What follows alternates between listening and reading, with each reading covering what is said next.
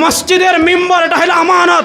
এখানে হিজবুত তাওহীদের বিরুদ্ধে বক্তৃতা হবে, কাদিয়ানীদের বিরুদ্ধে বক্তৃতা হবে, সাহাবী বিদ্বেষী নবী বিদ্বেষী যারা নবীদের সমালোচনা করে, সাহাবীদের সমালোচনা করে, তাদের ইলমি খণ্ডন করা হবে। যদি প্রশাসন কারো প্ররোচনায় পড়ে আলেমদেরকে হয়রানি করে, প্রশাসনের সাথেও আমাদের বোঝাপড়া হবে ইনশাআল্লাহ। শেষ আরেকটা কথা বলি, শুনেন, একটা কথা বলে বক্তৃতা শেষ করছি।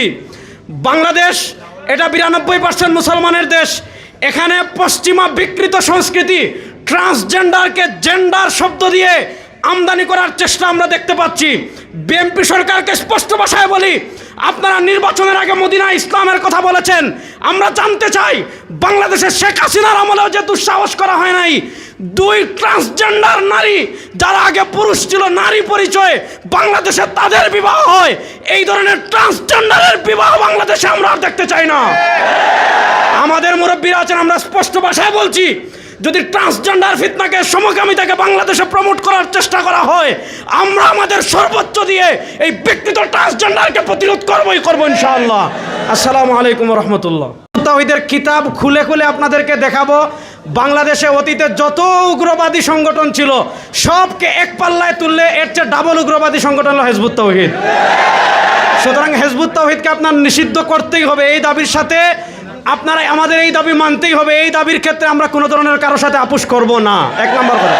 2 নম্বর, প্রশাসনকে আমি একটা কথা বলবো, হিজবুত তাওহীদ বিভিন্ন মহল্লায় আমরা যেটা দেখেছি, উলামায়ে কেরাম হিজবুত তাওহীদের বিরুদ্ধে যখন বক্তৃতা করেন, হিজবুত তাওহীদের কুফরি আকীদা নিয়ে বক্তৃতা করেন, তখন হিজবুত তাওহীদ যে কাজটা করে, প্রশাসনকে টাকা দিয়ে কিনে থানায় মামলা করে, স্থানীয় আলেমদেরকে তারা কি করে, স্থানীয় আলেমদেরকে তারা হয়রানি করে। আজকে বাংলাদেশের আমাদের সকল নেতৃবৃন্দ এখানে উপস্থিত আছেন। সকল নেতৃবৃন্দের উপস্থিতিতে আমি দীপ্ত কণ্ঠে বলতে চাই, মসজিদের মিম্বর এটা হলো আমানত। এখানে হিজবুত তাওহীদের বিরুদ্ধে বক্তৃতা হবে, কাদিয়ানীদের বিরুদ্ধে বক্তৃতা হবে, সাহাবী বিদ্বেষী নবী বিদ্বেষী যারা নবীদের সমালোচনা করে, সাহাবীদের সমালোচনা করে, তাদের ইলমি খণ্ডন করা হবে। যদি প্রশাসন কারো প্ররোচনায় পড়ে আলেমদেরকে হয়রানি করে, প্রশাসনের সাথেও আমাদের বোঝাপড়া হবে ইনশাআল্লাহ। শেষ আরেকটা কথা বলি, শুনেন, একটা কথা বলে বক্তৃতা শেষ করছি। বাংলাদেশ এটা 92% মুসলমানের দেশ। এখানে পশ্চিমা বিকৃত সংস্কৃতি, ট্রান্সজেন্ডারকে জেন্ডার শব্দ দিয়ে আমদানি করার চেষ্টা আমরা দেখতে পাচ্ছি।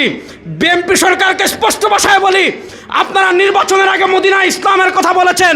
আমরা জানতে চাই, বাংলাদেশের শেখ হাসিনার আমলেও যে দুঃসাহস করা হয় নাই, 2 ট্রান্সজেন্ডার নারী যারা আগে পুরুষ ছিল, নারী পরিচয়ে বাংলাদেশে তাদের বিবাহ হয়।